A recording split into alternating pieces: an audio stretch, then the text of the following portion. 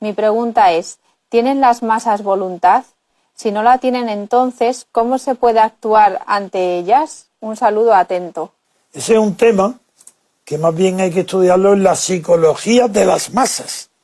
Empezando por primero los tratadistas franceses de la psicología de las masas, luego Freud, aunque muy ligeramente, y finalmente también está Emile Durkheim, está en la biografía de Martín Lutero, también el tratadista Strauss tiene unos conocimientos muy profundos de la psicología de las masas, pero tenemos que llegar a Georges Lefebvre, el historiador de la Revolución Francesa, para comprender qué son las masas, cómo se pasa del estado individual al estado de masa.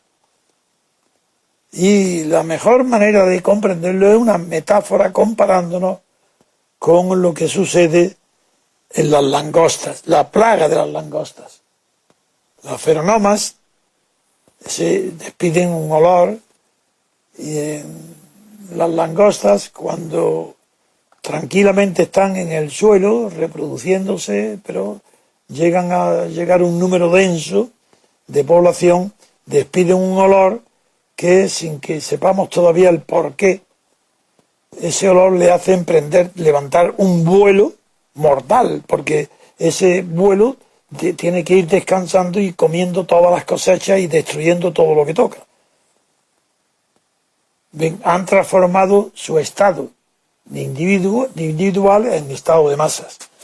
Georges Lefebvre no utiliza el ejemplo, pero sí describe el mismo fenómeno a propósito de cómo se estudió fenómenos ocurridos durante la Revolución Francesa a finales de julio, que se conocen en la historiografía de la Revolución como Le Grand Peur, el Gran Miedo. Como a finales de julio, pues unos campesinos de domingo y después de las misas, gente de orden, conservadora, estando paseando antes o después de la misa en los pueblos y ciudades de la periferia de Francia, les llegó el rumor de que venían bandas de ladrones empujados por la aristocracia como venganza del 14 de julio y de lo que había pasado en la Bastilla, para apoderarse y quemar las cosechas y las... Bien. Estas personas pacíficas, agricultores propietarios de fincas, pues de repente, al llegar esa noticia, transformaron su psicología. Y de su psicología pasó a ser de estado individual a estado de masas. Se agruparon, se lanzaron en busca de esos ladrones que eran inexistentes, era un rumor falso, y como no lo encontraron, pagaron su furia incendiando castillos, archivos, destruyendo, incendiando, haciendo un daño, y eso se le llamó, ha sido el mejor estudio hasta ahora conocido de las que se llama psicología de las masas.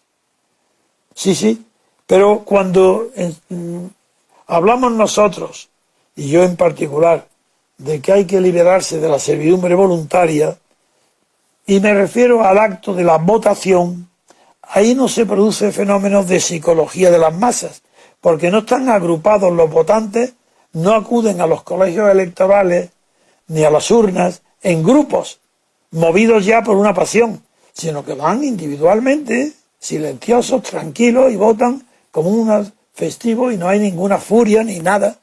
No, ahí la servidumbre voluntaria ya no es producto de una psicología de las masas. Esa servidumbre voluntaria es producto de una educación para producir siervos en lugar de ciudadanos. Y esa educación está en manos de quien dirija la televisión, la radio y los periódicos.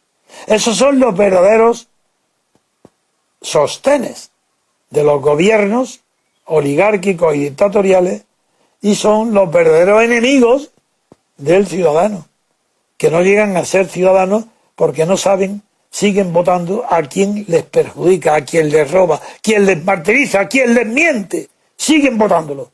Esa es la servidumbre voluntaria. Y eso es lo que tenemos que combatir.